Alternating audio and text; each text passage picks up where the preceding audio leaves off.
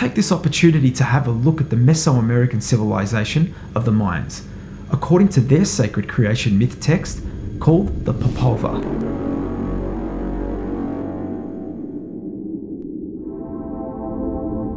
According to Wikipedia, the Popolvuh is a text recounting the mythology and history of the Quiche people, one of the Mayan peoples who inhabited the Guatemalan highlands, Mexican Chiapas, Campeche and Quintana Roo states. The Popolvuh is a foundational sacred narrative of the Quiche people from long before the Spanish conquest of Mexico. It includes the Mayan creation myth and the exploits of the hero twins.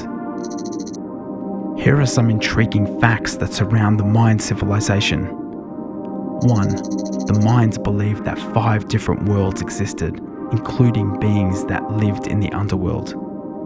2. The feathered serpent god, Kukulkan, came from the heavens and created the earth. 3.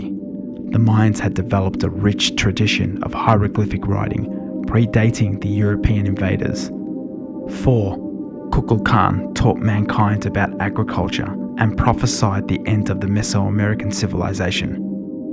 5. There are literally thousands of pyramids in the Americas alone. I've added a link in the description to archaeologist Dr. Ed Barnhart and his extensive work on the Mayan culture.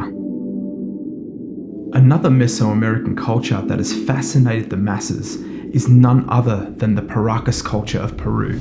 According to Wikipedia, the Paracas culture was an Andean society existing between approximately 800 BCE and 100 BCE, with an extensive knowledge of irrigation and water management that made significant contributions in the textile arts. It was located in what today is the Inca region of Peru. Most information about the lives of the Paracas people comes from excavations at the large seaside Paracas site on the Paracas Peninsula, first formally investigated in the 1920s by Peruvian archaeologist Julio Tello. What the establishment are not talking about are all the elongated skulls that have been found amongst the excavations of Peru, unveiling the Paracas culture in an astonishing light. Brien Foerster, a researcher of ancient cultures, has shared some stunning evidence of his findings in Peru. In his books, Elongated Skulls of Peru and Bolivia, The Path of Viracocha, and Beyond the Black Sea, Foerster delineates the sutures of these bizarre-looking elongated skulls to be out of alignment with that of the standard human skull. And I'll tell you why. Us humans have sutures that bind the various parts of our skull together. They look like jagged lines. They are called the coronal suture, the sagittal suture, and the lambdoid suture. But the astonishing discovery was made revealing the elongated skulls found in the Paracas culture do not have the sagittal sutures. Doctors that have studied these skulls do not have any answer for this anomaly, and according to them, there is no answer to how they could have even been born at all. But that's not the end of the anomalies.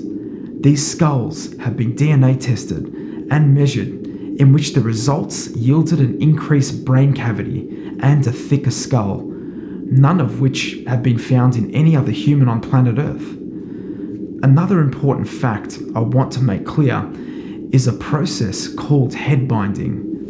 The head binding process was practiced by various cultures around the world, including the people of Peru, where they strap wooden boards either side of an infant's head under pressure in order to lengthen the skull to create an elongated head. It's proven that the head binding was practiced amongst the Paracas people. However, the elongated skulls that I previously mentioned, according to the body of very clear evidence, were not the result of head binding. If these skulls were bound, that wouldn't explain the increase of brain cavity volume. A bound head would still have the same volume.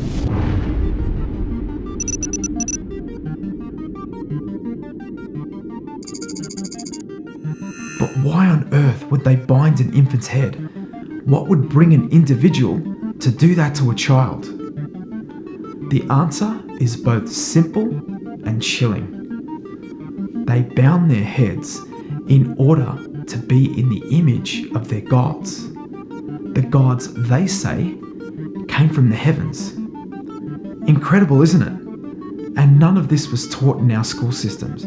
And none of this information is even really discussed in academia. Hold on for a second, you might say.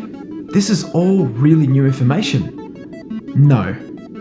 Well, some of it is, but most of this information is not new at all. These skulls were discovered many years ago, and more are showing up. Since we're on the topic of skulls, I want to make you aware of another discovery that was made. Star Child. And no, I'm not referring to the lead singer from the makeup-clad rock and roll band Kiss. I'm talking about a skull called Star Child that was found in Mexico roughly 800 years ago, and it has 30 different and physical anatomical properties which technically make it not human. This includes the shape and size of the eye sockets and the lack of a proper nasal system.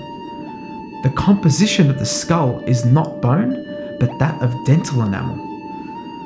But of course, academics consider this a freak of nature, a one-of-a-kind anomaly that is not worth discussing or researching, dismissing anything that doesn't fit into their framework of evolution theory. It's all mind-boggling, isn't it? And just think, these skulls are from one small part of the world. Imagine other continents like Australia, Europe, Asia, Africa, or even beneath the ice of Antarctica. I've left a link in the description to Brien Foerster's YouTube page.